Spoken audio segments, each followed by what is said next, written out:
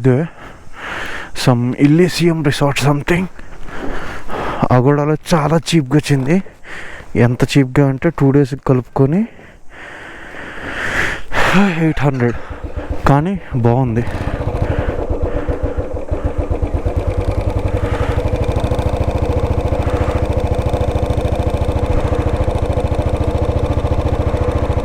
మనం కట్టిన 800 కంటే బాగుంది.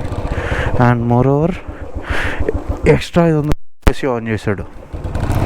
నేను 2 daysకి ఇప్పుడు ఒకవేళ రిసార్ట్ బుక్ చేసుకున్నా ఎంతకంటే మంచిది. ఎంత లేదన్నా 2000 అయిపోద్ది వీడి దగ్గర.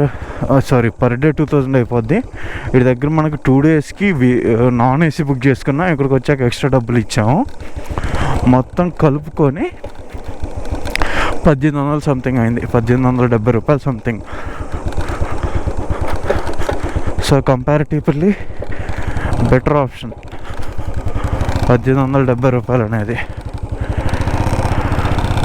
ఇంక ఇప్పుడు మనం డైరెక్ట్ వాపి మధ్యలో బాంబేలో వేరే ఫ్రెండ్ కలుస్తా అన్నాడు. కన్యాకుమారిలో మనల్ని కలిసాడు కదా చార్లెస్ అని, వాడు బాంబే నుంచి. సో వాడు వెళ్ళేటప్పుడు చెప్పన్నా ఆగుతా అన్నాడు. లైవ్ లొకేషన్ పెట్టాను. వాడు ఏదో వెళ్ళే దారిలో ఒకటి పాండ్ లొకేషన్ పెట్టాడు. అక్కడికి వచ్చేసరికి నేను వచ్చేస్తా అన్నాడు. వాడు వస్తే కలుస్తాం, లేకపోతే డైరెక్ట్ కొట్టాడు. అందుకంటే ఇంకో ఆప్షన్ లేదు. ఎందుకంటే ముంబైలో నేను ఎక్కువసేపు ఇరుక్కోవాలి అనుకోవట్లేదు. లాస్ట్ టైం కూడా ఇరుక్కొని ట్రాఫిక్ దగ్గర మనకి తెల్లారిపోయింది అందుకు. సో వాడు వస్తే ఉన్నాం, లేదంటే డైరెక్ట్ కొట్టాడు అంతే. బాగుంది మార్నింగ్ వైబ్స్. ఏమైనా వ్యూనా ఇది, సూపర్గా ఉంది. అటు సైడ్ కూడా సేమ్ అంతే ఉంది.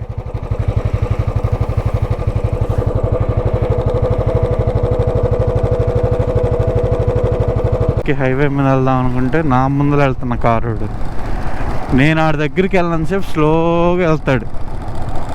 నేను ఆడిని క్రాస్ చేద్దాం అనుకున్న టైంకి స్పీడ్ పెంచుతాడు, నన్ను క్రాస్ చేయనీయడు. గొప్ప గొప్ప వాళ్ళందరూ పొద్దున్నే తగులుతారు 3 జడ తగ్గడానికి. నేను క్రాస్ చేసుకుని వెళ్ళిపోవాలి ఎలాగైనా. పెద్ద ఇండస్ట్రీల్ అయినా ఉంది. మరీ రోడ్డు మొత్తం ఘోరంగా తయారైంది. అండ్ పక్కన ఆల్మోస్ట్ ఎంటర్ అయిపోయాం మనం. ఇంకో 5 kilometers వెళ్ళిపోతే ముంబైలోకి ఎంటర్ అయినట్టే. ఇది ముంబై అవుట్స్కట్స్ కొంచెం. ఎంట్రింగ్ రోడ్స్ మాత్రం బాగున్నాయి. లోపల ఎలా ఉంటుందో తెలియదు కానీ entering roads at least better than బెంగళూరులో మరీ అసలు కొన్ని ఎంట్రింగ్ రోడ్స్ అయితే 2-way, కొన్ని ఏమో 3-way. ఇది కంప్లీట్ 4-way ఉంది. అంటే 4+4 8 ఉంది. కంపారిటివ్లీ ఢిల్లీ ఇంకా అసలు 10-way ఉంటుంది నీకు up and down. Delhi well constructed city అది. బెంగళూరు కంటే చాలా బెటర్ అసలు, అంటే రోడ్స్ పరంగా.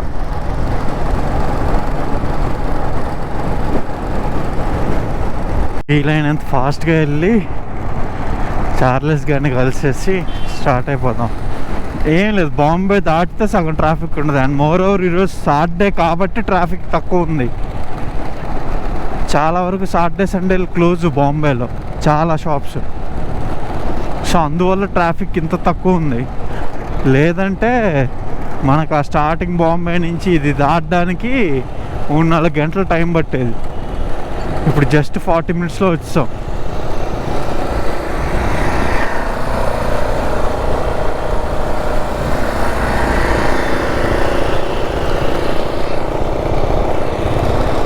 हाँ यहाँ थोड़ा शेड है, यहाँ थोड़ा एरिया पे शेड है. हाँ ऊपर वाले इस तरफ गाड़ी नहीं जाएगा ना? जाएगा, इधर जाएगा.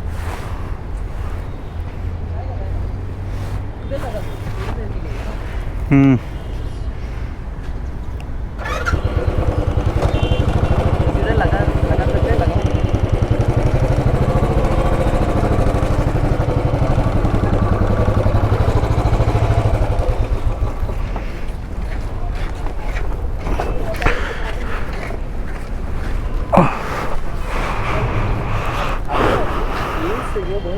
side, right? This side. This side. हाँ. तो हाँ घूम के आना था. I don't फिर भी still ठीक है रोड पे. तो मैं कल ही बोला ना भाई. मैं सोचा ट्रेन से आने के लिए बट 25 किलोमीटर से मिलता.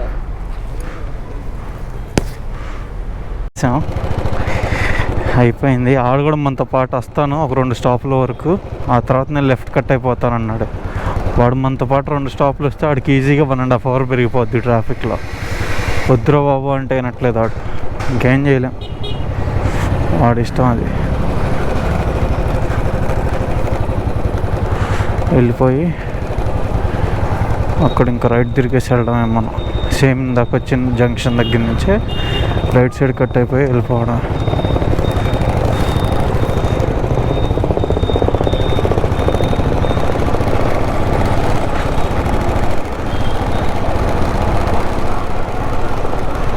ఈ జంక్షన్ ఫుల్ తలనొప్పి.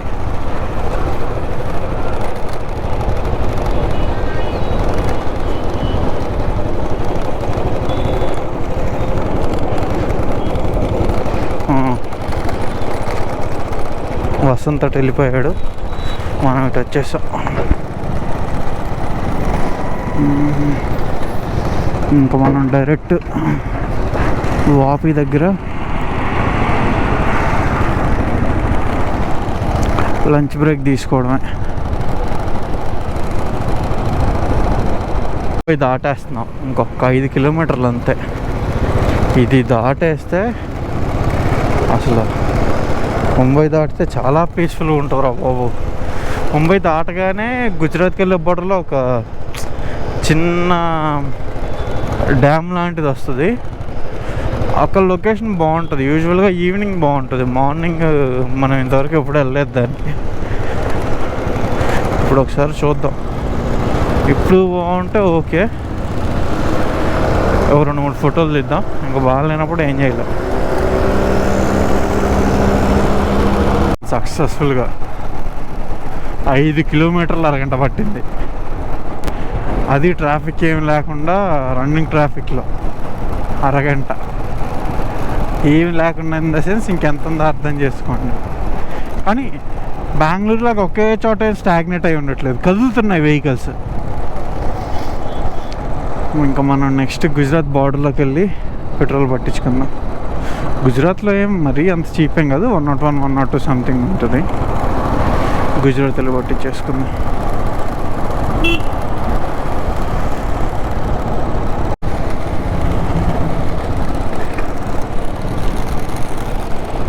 నేను లాస్ట్ ఇయర్ వచ్చినప్పుడు క్లోజ్ ఇది. అసలు అక్కడ చూడు, బోట్ మీద పెట్టుకొని వెళ్తున్నారు కాంక్రీట్ మిక్సర్లు. లైక్ బ్రిడ్జ్ కన్స్ట్రక్షన్కి మధ్యలోకి తీసుకొని వెళ్ళారు కదా, సో యువతల పక్కే ఫిల్ చేసి మిక్స్ చేసుకొని ఎక్కడికి కావాలో అక్కడికి తీసుకొని వెళ్ళి పోర్ చేస్తారు. కానీ చాలా కష్టం అది. కొంచెం ఏమన్నా అటు ఇటు అయితే మొత్తం అన్నీ మునిగిపోతాయి. నేను చెప్పిన బ్రిడ్జ్ అటు సైడ్ కింద ఉంది డ్యామ్, చిన్నది చెక్ డ్యామ్ టైప్లో. అది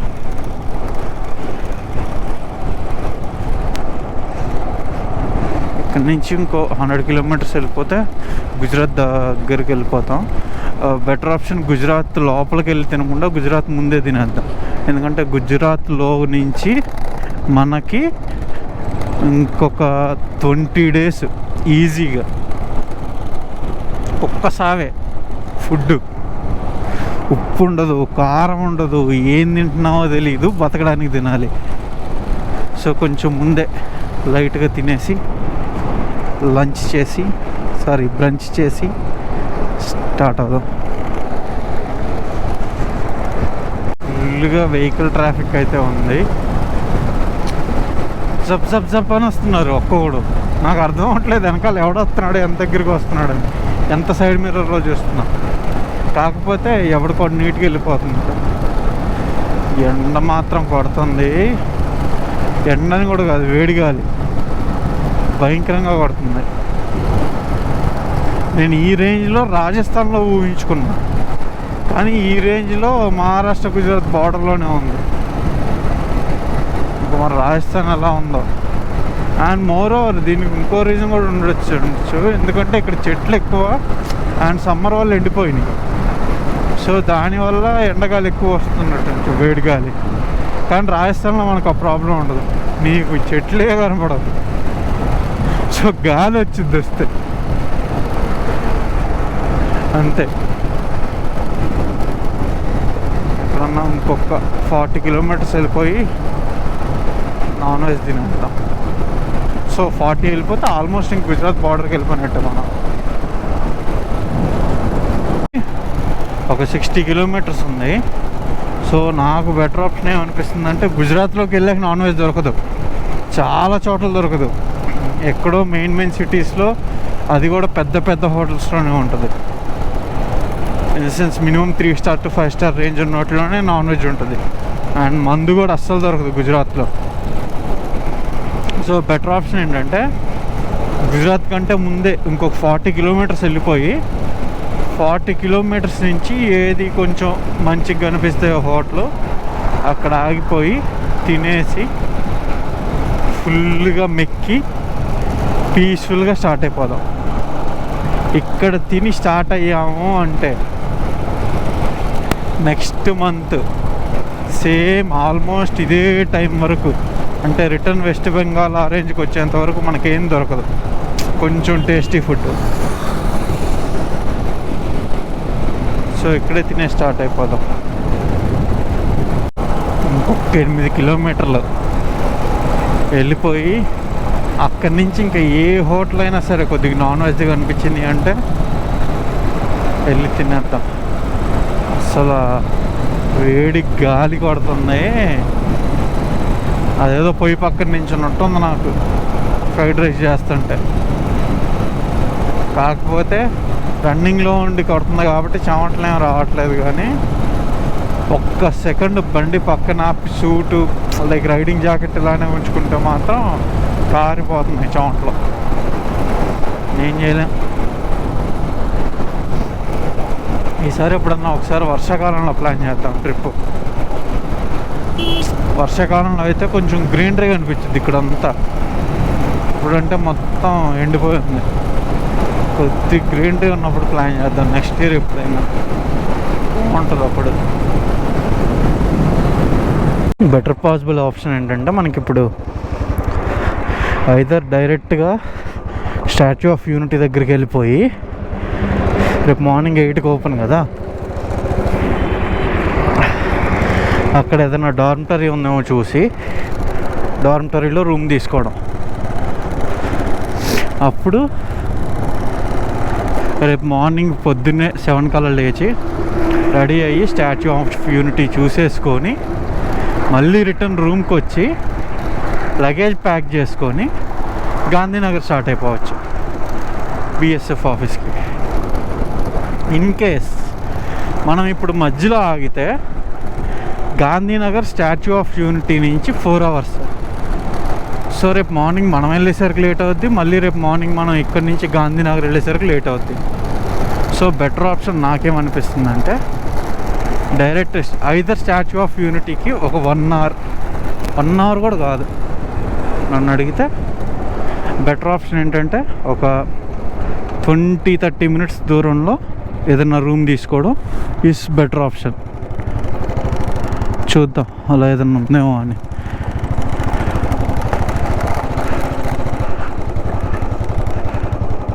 ఉన్నాడు కదా వాళ్ళ గ్యాంగ్ని మనం లంచ్కి ముందే చూసాం, మళ్ళీ ఇప్పుడు చూస్తున్నాం. అంటే స్లోగా వస్తున్నట్టున్నారులే పాపం, ఉండ కదా. మనం కూడా నెక్స్ట్ ఏదన్నా జియో పెట్రోల్ పంపు ఎక్కడ కనిపిస్తే అక్కడ ఆపి పెట్రోల్ పట్టించేసుకొని ఒక 10 నిమిషాలు రెస్ట్ తీసుకుందాం. ఎందుకంటే ఆల్మోస్ట్ 50-60 కిలోమీటర్స్ పైన వచ్చాం. అండ్ నేను నా బండికి ఎక్కువ ప్రెషర్ ఇవ్వాలి అనుకోవట్లేదు ఈ సమ్మర్లో, అందుకు.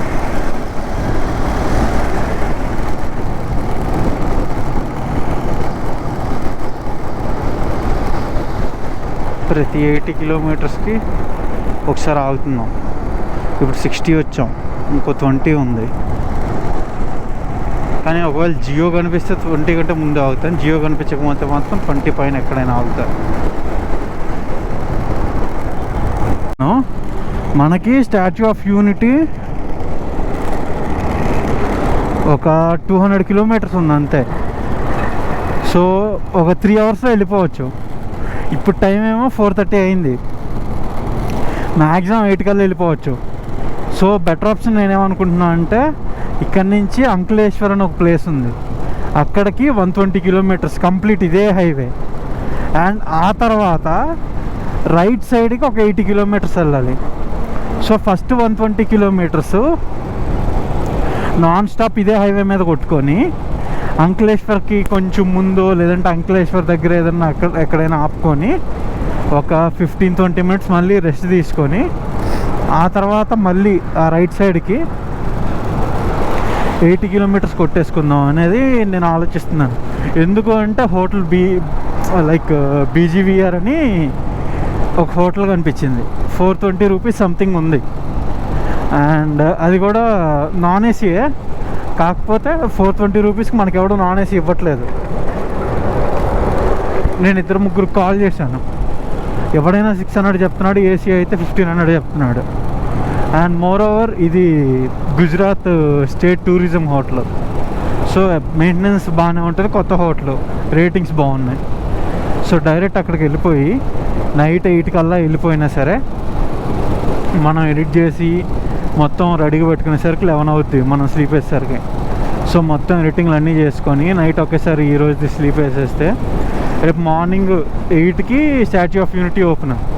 సో 7:45కి అక్కడికి వెళ్ళి 9:30 కల్లా చూసేసుకొని మళ్ళీ రిటర్న్ వచ్చి హోటల్ చెక్అవుట్ చేసి 9:30 నుంచి గాంధీనగర్ స్టార్ట్ అయ్యి మధ్యాహ్నం 2 కల్లా వెళ్ళామనుకో.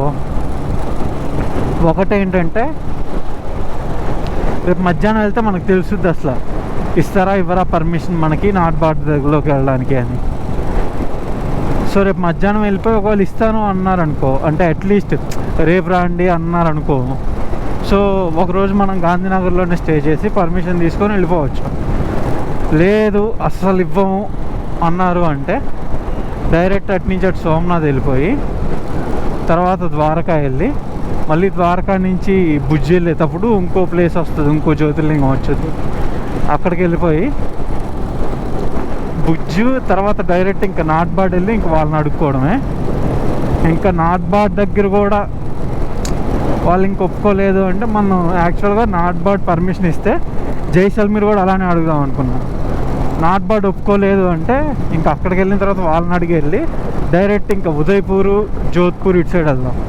లేదు నాట్బాడ్ పర్మిషన్ ఇచ్చారు వెళ్ళాము అనుకుంటే అటు నుంచి అటు జైసల్మీర్ వెళ్దాం అంతే. ఇంక ఇక్కడి నుంచి ఒక 120 కిలోమీటర్స్ నాన్ స్టాప్.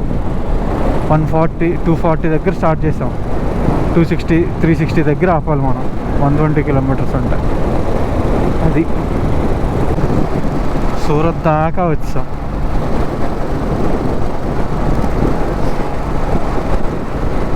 అవుట్స్కట్స్ ఇది సూరత్.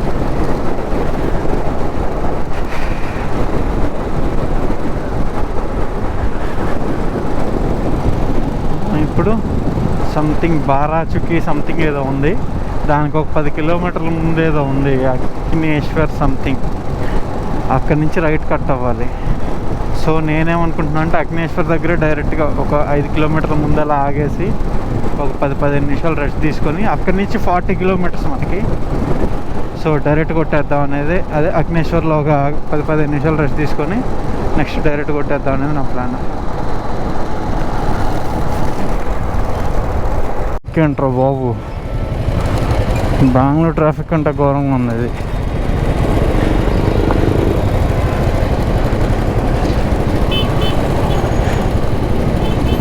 దాదాపు ఒక 5 నిమిషాల నుంచి హైవే మీద ట్రాఫిక్తో ఇరుక్కొని పోయాం.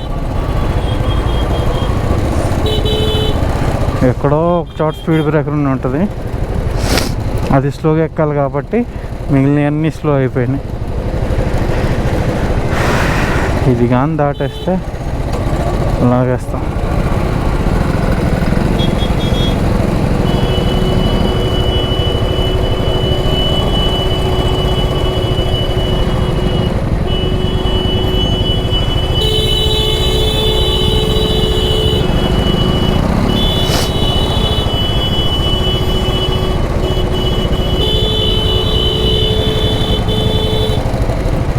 దాకా వచ్చాను. ఇక్కడ ఎటు చూసినా ఇండస్ట్రీసే, లెఫ్ట్ చూడు రైట్ చూడు ఎటైనా చూడు అన్ని ఫ్యాక్టరీసే. అండ్ ఎయిర్ కూడా పీలుస్తుంటే అదో టైప్లో స్మెల్ వస్తుంది. It's not like even air. మరి ఇక్కడ జనాలు ఎలా ఉంటున్నారో నాకు తెలియదు, కానీ లిటరల్లీ ఇండస్ట్రీస్ ఉన్నాయి, మంచిదే ఇండస్ట్రీస్. కానీ మరీ అసలు గాలి పీల్చడానికే నేను ఇక్కడి నుంచి ఎప్పుడెప్పుడు వెళ్ళిపోతాను అన్నాను. అలాంటిది లోపల పనిచేసే వాళ్ళ పొజిషన్ ఏంటో. అండ్ ఇక్కడ ఉండే వాళ్ళ పొజిషన్ ఏంటో, ఇల్లు కట్టుకొని. అసలు మొత్తం ఇటు లెఫ్ట్ ఇండస్ట్రీసే, ఇటు రైట్ సైడ్ ఇల్లు ఉన్నాయి ఇక్కడ. కానీ ఇప్పటివరకు అయితే ఇండస్ట్రీస్ ఉన్నాయి. ఈ లెఫ్ట్ మొత్తం, రైట్ సైడ్ మొత్తం ఇండస్ట్రీస్ ఆ ఎడ్జ్ వరకు. వచ్చాం ఇంకో 100 కిలోమీటర్లు తెలియదు. కానీ నాకు ముందు అసలు డస్ట్ క్లౌడ్ లేచింది, భయంకరంగా లేచింది. అది డస్ట్ స్మోక్ రెండు ఉన్నాయి.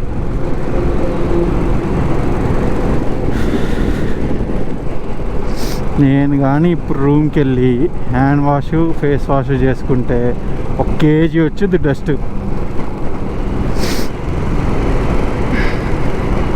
అసలు మరీ చాలా ఘోరం. వెళ్ళే ప్రతి టిప్పర్లోంచి డస్ట్ లేస్తుంది.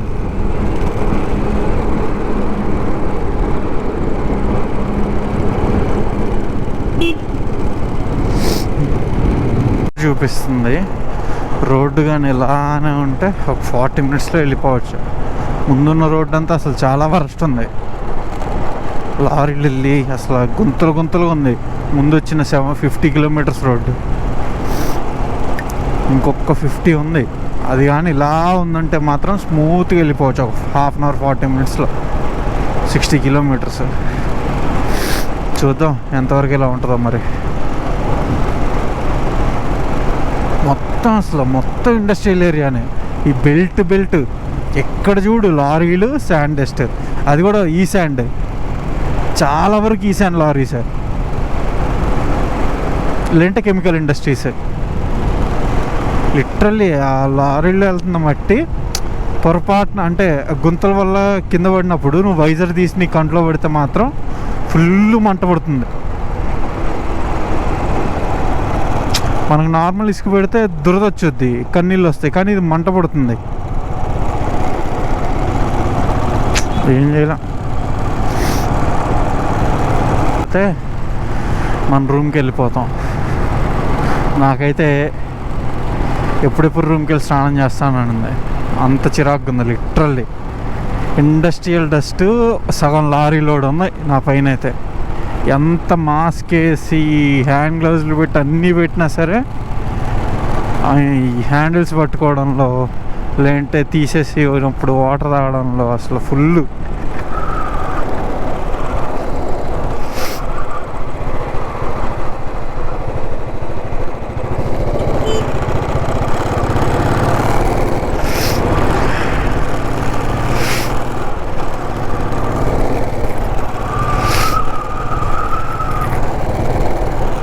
ఫుల్ పట్టుంది. త్వరగా రూమ్కి వెళ్ళి ఫస్ట్ స్నానం చేయాలి. ఇంకెంత ఒక 5 kilometers. ఇదేమో గుజరాత్ స్టేట్ హైవే అంట. ఈ అమ్మ నేషనల్ హైవే కంటే స్టేట్ హైవే నీట్గా మెయింటైన్ చేస్తున్నారు వీళ్ళు. ఏం చేయలే. 10 minutes చూపిస్తుందో నాకు ఇప్పుడు అర్థమైంది. ప్రతి 100 metersకి ఒక స్పీడ్ బ్రేకర్ ఉంది. ఈ లెక్కన 4 kilometers 10 minutes ఏమి ½ an hour అయినా చేయొచ్చు కావాలనుకుంటే. ఏక్తా ద్వార్.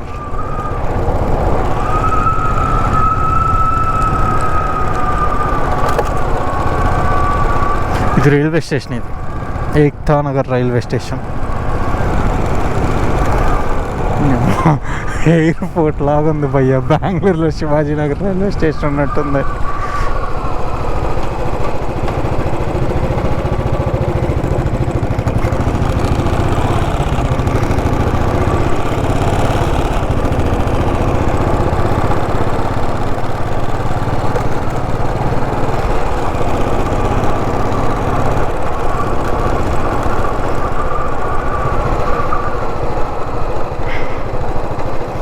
ప్లీజ్ ఇక్కడ లోకల్ మెట్రో ఉందని చెప్పొద్దు.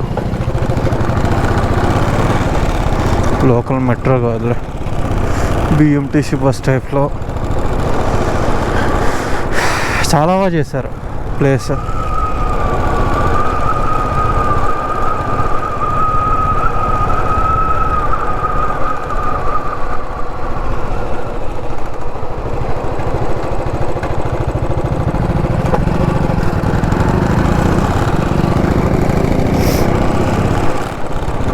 బాగుంది. ఇటు అటు ఎటు సైడ్ చూసినా మంచి గ్రీనరీ, లైటింగ్.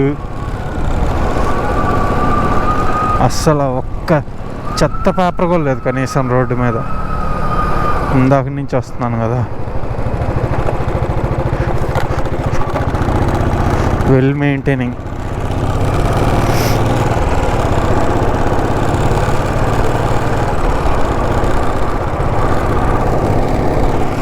వచ్చాం, ఇంకో 3 కిలోమీటర్స్ అంతే, ఇంకో 600 మీటర్స్ అంట.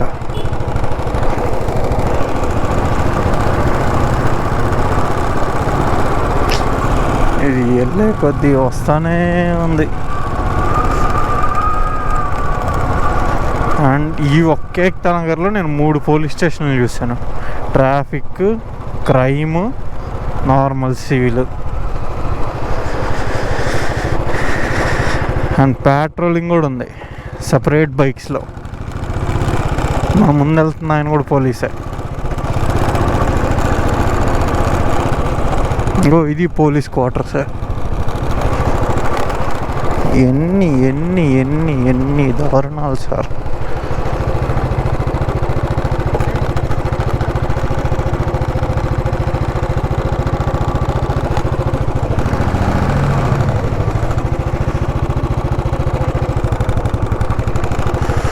వచ్చేసాం. ఇక్కడ రిసెప్షన్ ఎక్కడ ఉందో ఇప్పుడు.